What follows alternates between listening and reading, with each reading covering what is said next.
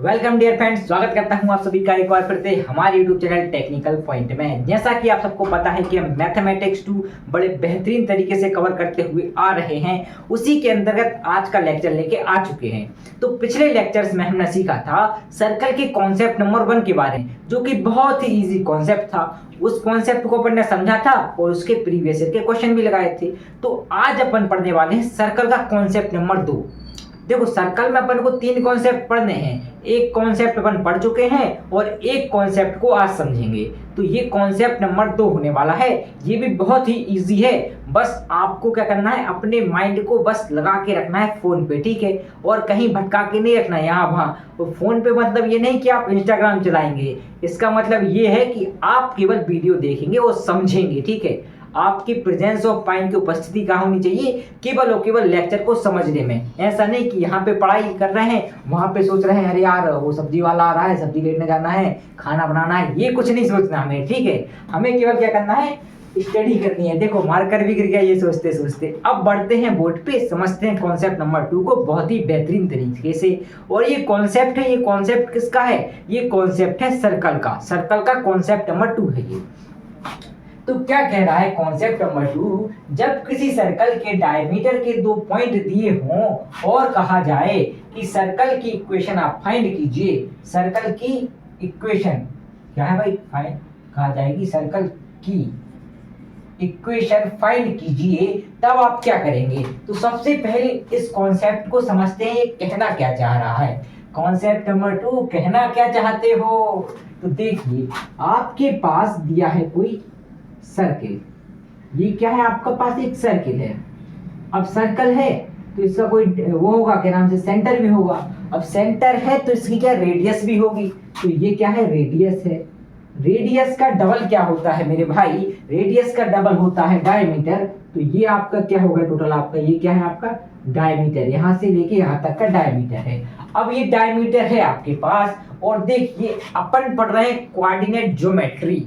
तो coordinate geometry में जो डायमीटर है इसके 2 पॉइंट होंगे, एक पॉइंट ये है, एक पॉइंट ये है, और इन दोनों पॉइंट के कुछ ना कुछ निर्देशांक होंगे।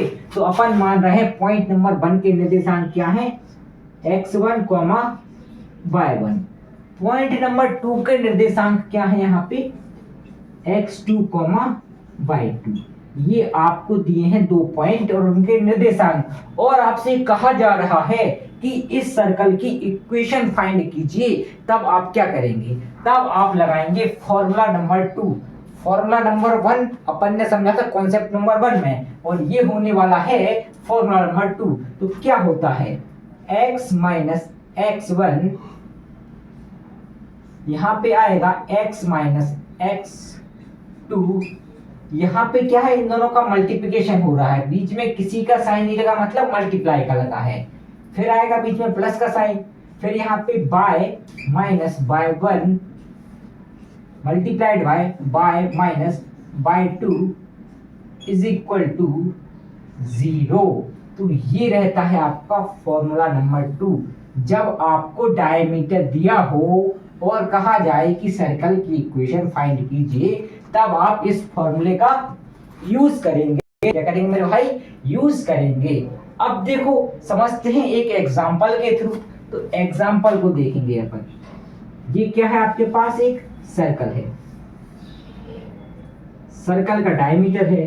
डायमीटर का एक पॉइंट जिसके निर्देशांक क्या है, 1, 2 है, और दूसरा पॉइंट जिसके निर्देशांक क्या है, 2, 1 है।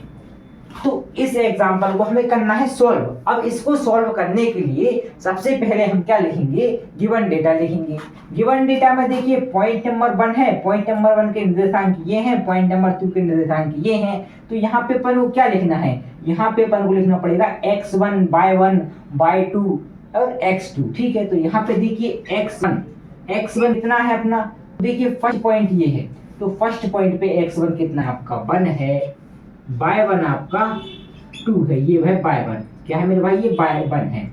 और देखिए यहाँ पे क्या है, x2, तो x2 कितना है आपका, 2 है, और y2 आपका क्या है, 1 है।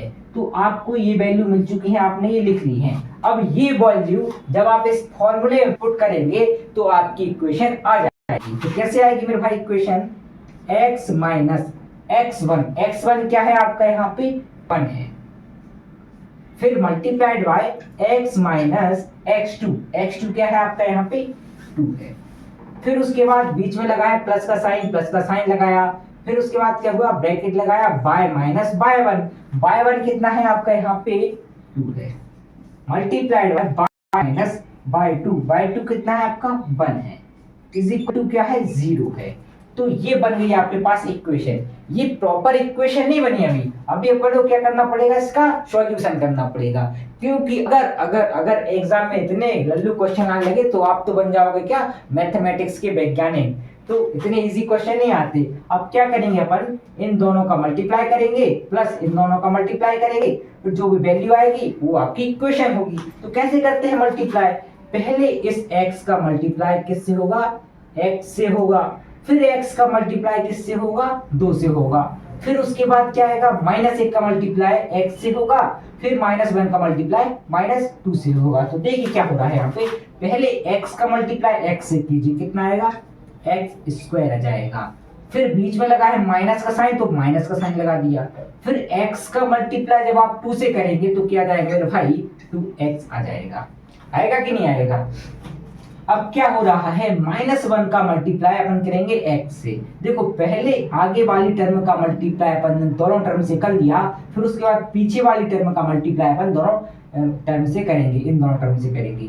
तो अब -1 का मल्टीप्लाई अपन किससे करेंगे, x से करेंगे, तो कितना आएगा आपका -x आ जाएगा, फिर -1 का मल्टीप्लाई -2 से होगा तो कितना जाएगा आपका +2 आ जाएगा। ठीक है, इतना आपको क्लियर होगा अगर आपकी बेसिक मैथ अच्छी है तो देखिए यहाँ पे क्या हो रहा है, माइनस और माइनस की संख्याएं दोनों हैं, जब दो माइनस की संख्याओं का मल्टीप्लाई होता है तो हमेशा कौन सी संख्या आती है, प्लस की संख्या आती है। 2 का मल्टीप्लाई जब आपने 1 से किया तो 2 एकम 2, सीधी सीधी सी बात है, आ गया आपका। तो यहाँ पे ये आपका सॉल्व कर दिया है अपन ने, ये वाली टर्म सॉल्व कर ली है, फिर बीच में लगेगा प्लस का साइन ये वाला। अब क्या हो रहा है, इसका मल्टीप्लाई अपन इससे कर रहे हैं, y का मल्टीप्लाई बाय से होगा, तो y का मल्टीप्लाई जब बाय से करेंगे तो आएगा y²। फिर उसके बाद क्या हो रहा है, y का मल्टीप्लाई -1 के पास -y आ जाएगा, फिर इसके बाद क्या करेंगे, -2 का मल्टीप्लाई y से करेंगे तो क्या आएगा मेरे भाई -2y आ गया, फिर इसके बाद -2 का मल्टीप्लाई -1 से करेंगे तो दोनों संख्याएं माइनस की हैं, जब दो माइनस की संख्याओं का मल्टीप्लिकेशन होता है तो आती है प्लस की संख्या, मतलब 2 एकम 2, काय का 2 आएगा, ये प्लस का 2 आएगा, इज इक्वल टू में क्या मेरे भाई 0 है। ये आ गई आपके पास इक्वेशन। अब इस इक्वेशन को अपन क्या करेंगे, प्रॉपर रूप में जमाएंगे। ठीक है, प्रॉपर रूप में मतलब मैंने क्या बताया था फर्स्ट कॉन्सेप्ट में कि x² के बाद आता है y², फिर उसके बाद क्या आता है x वाली टर्म, फिर उसके बाद आती है y वाली टर्म, फिर लास्ट में आता है कांस्टेंट। तो देखिए यहाँ पे क्या हो रहा है, ये x² प्लस y², फिर y² के बाद क्या आएगी आपकी x वाली टर्म, तो x वाली टर्म क्या है यहाँ पे 2x minus x, 2x minus x क्या है यहाँ पे बताइए, ये दोनों टर्म है 2x माइनस x, तो यहाँ पे क्या हो जाएगा 3x हो जाएगा। अब आप कहेंगे 3x कैसे आया, तो चलिए समझ लीजिए पहले। ठीक है, ये लिखने से पहले समझ लीजिए 3x आया कहाँ से। सबसे पहले देखो x² आपका ऐसा ही रहा, यहाँ पे -2x है, यहाँ पे -x है, दो माइनस के x है। ठीक है, यहाँ पे 2x है और यहाँ पे 1x है, दो माइनस के हैं, तो यहाँ पे क्या होगा, ये दोनों जुड़ गए तो माइनस का 3x आपका आ गया। फिर उसके बाद क्या है, ये भी सिंगल है, ये 2 भी सिंगल है, तो ये दोनों होंगे आपस में जुड़ जाएंगे, क्या होंगे मेरे भाई जुड़ जाएंगे, तो ये 2 और 2 क्या हो गया आपके यहाँ पे प्लस के 4 गए। ठीक है, फिर इसके बाद क्या है प्लस y² है कि नहीं। फिर इसके बाद क्या है देखिए -2y, 2y माइनस y, देखो दोनों माइनस के हैं, 2y यहाँ पे है, 1y यहाँ पे है, दोनों सिंगल y हैं, तो यहाँ पे क्या होगा 2y माइनस y, देखो दोनों माइनस के हैं तो दोनों होंगे आपस में ऐड हो जाएंगे, जुड़ जाएंगे, तो माइनस का 3y यहाँ पे आएगा इक्वल टू 0 आ जाएगा। तो ये आ गई इक्वेशन। अब इस इक्वेशन को क्या करेंगे, जमाएंगे। जमाने के लिए क्या करते हैं, पहले x² वाली टर्म आती है, फिर y² वाली टर्म आती है, फिर x वाली टर्म आती है, फिर y वाली टर्म आती है, लास्ट में आता है कांस्टेंट। तो पहले क्या आएगा x² वाली टर्म आ गई, फिर प्लस y² वाली टर्म आ गई, फिर उसके बाद -3x वाली टर्म आ गई, फिर उसके बाद बाय वाली टर्म क्या है आपकी -3 आ गई, फिर लास्ट में कांस्टेंट मतलब 4 आ गया इज इक्वल टू 0 आ गया। तो ये जो आपकी इक्वेशन आई है, इस ये जो इक्वेशन है ये है आपकी फाइनल इक्वेशन, फाइनल आंसर आपका ये रहा। तो उम्मीद कर रहा हूँ कि आपको ये समझ में आ गया होगा। एक बार और कॉन्सेप्ट समझ, ये क्या कह रहा है, जब किसी सर्कल के डायमीटर के 2 पॉइंट आपको गिवन हो और कहा जाए कि सर्कल की इक्वेशन फाइंड करनी है, तब अपन फॉर्मूले का यूज करेंगे। यहाँ पे अपन ने क्या किया है, एक एग्जांपल दिया है जहाँ पे डायमीटर के 2 पॉइंट आपको गिवन थे और यहाँ पे देखिए x1 की वैल्यू दी थी, y1 की वैल्यू दी थी, x2 की वैल्यू दी थी, y2 की वैल्यू दी थी। वही वैल्यू अपन ने इस फॉर्मूले में पुट कर दी तो अपन को कुछ इस प्रकार से इक्वेशन मिल रही है। यहाँ पे देखिए क्या हो रहा है कि ये 2x है, ये माइनस का x है, दोनों माइनस के हैं। देखो 2x भी माइनस का है और x भी माइनस का है, तो x और x वाली टर्म आपस में जुड़ गई, तो क्या आ गया आपका यहाँ पे 3x आ गया। और देखिए यहाँ पे क्या हुआ, ये दोनों भी एक जैसी टर्म थी, मतलब 2 भी था ये भी 2 था, एक जैसी टर्म से मतलब क्या है, एक जैसी टर्म से मतलब है कि ये दोनों कांस्टेंट टर्म थी। क्या थी, कांस्टेंट टर्म थी। ये दोनों सिमिलर संख्या थी, ठीक है, 2 से 2 जुड़ गए, आ गया आपके पास 4। फिर उसके बाद क्या हो रहा है, -y-2y, मतलब 2y है यहाँ पे और उसमें एक y जुड़ रहा है। क्यों जुड़ रहा है, क्योंकि एक y भी माइनस का है, तो यहाँ पे क्या आ गया 3y आ गया। फिर इस इक्वेशन को हमने प्रॉपर फॉर्म में जमा के कुछ इस प्रकार से लिख दिया और हमारा फाइनल आंसर आ गया। अब समझेंगे प्रीवियस ईयर में आया हुआ क्वेश्चन। तो बढ़ते हैं आगे और समझते हैं कि प्रीवियस ईयर में कौन सा क्वेश्चन आया था।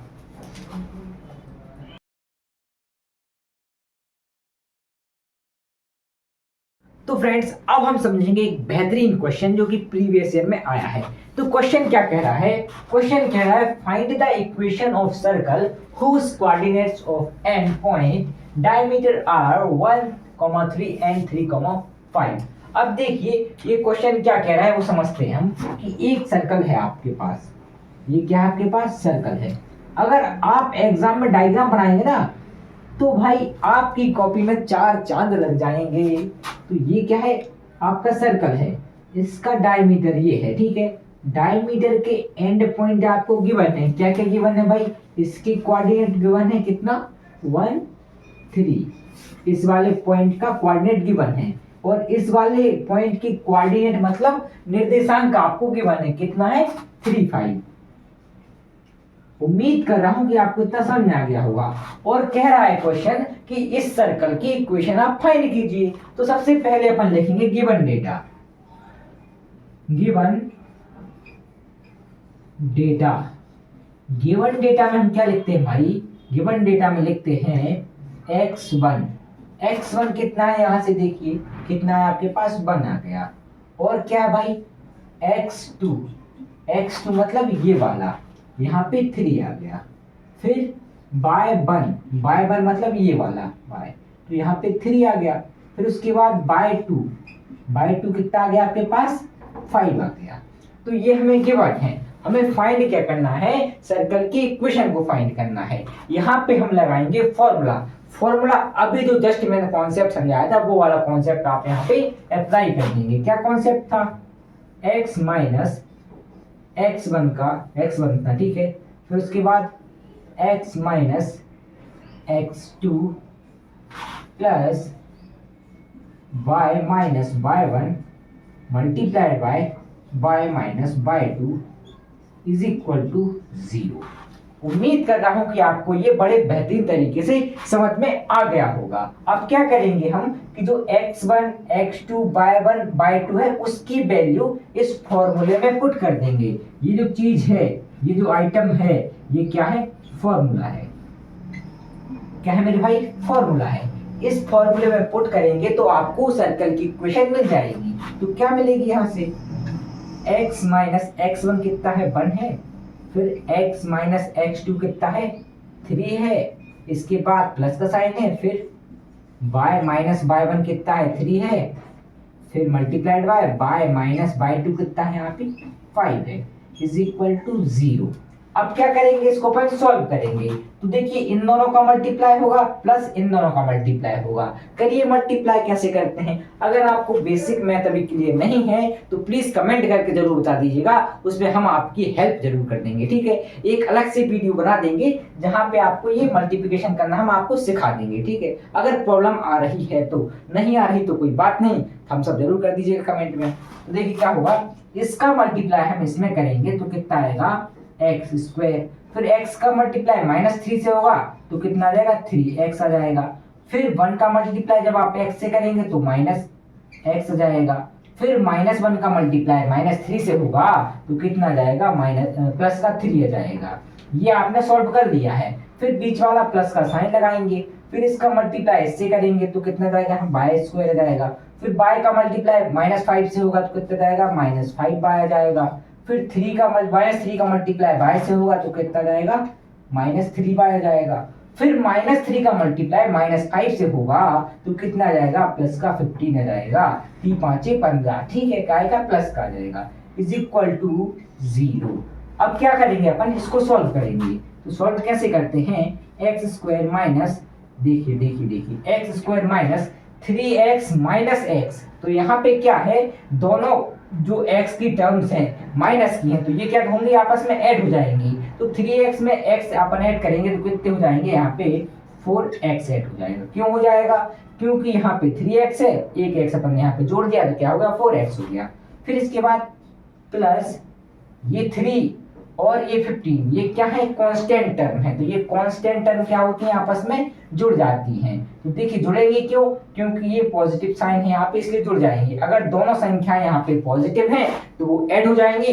अगर इनका साइन विपरीत होता, मतलब एक प्लस होता एक माइनस होता तो यहाँ पे क्या हो जाता माइनस हो जाता। लेकिन यहाँ पे देखिए 15 भी प्लस का है 3 भी प्लस का है तो दोनों ऐड हो जाएगा और कितना जाएगा 18 आ जाएगा। इसके बाद क्या होगा प्लस बाय स्क्वायर। अब देखिए माइनस बाय -3y, तो दोनों संख्याएं यहाँ पे माइनस की हैं और दोनों के पास बाय है, ठीक है, दोनों के पास क्या है बाय है। तो ये दोनों क्या होंगी ऐड हो जाएंगी। ऐड क्यों होगी, क्योंकि यहाँ पे जो चिन्ह है वो समान है, जो सिंबल है यहाँ पे समान है। ये 5 भी क्या है माइनस का है और माइनस का ये क्या है 3 बाय है, तो दोनों क्या हो जाएगा ऐड हो जाएगा। तो कितना जाएगा आपके पास माइनस का 8 बाय इज इक्वल टू 0। अब एक बार और समझ लीजिए क्या हो रहा है यहाँ पे कि एक्स स्क्वायर तो यही रहा, यहाँ पे क्या है माइनस का 3x और माइनस का x आपस में ऐड हो गया तो माइनस का 4x आ गया।